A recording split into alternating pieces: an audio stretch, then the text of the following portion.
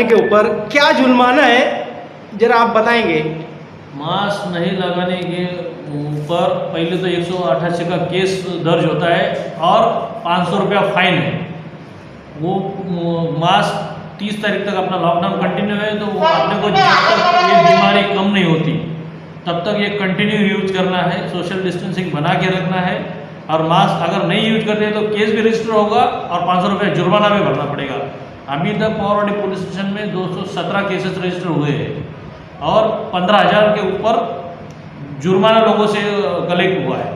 तो सभी से मेरी अपील रहेगी आपके जरिए कि मास्क लगाना जरूरी है।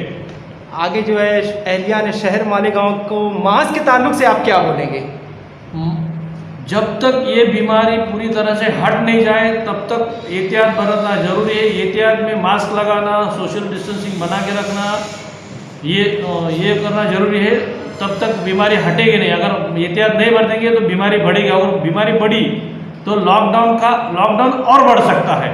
तो लॉकडाउन बढ़ा तो अपनी तकलीफ बढ़ेगी। इससे अच्छा है कि एहतियात बरतो, मास्क लगाओ, सोशल डिस्टेंसिंग रखो और अपना कामकाज करते रहो।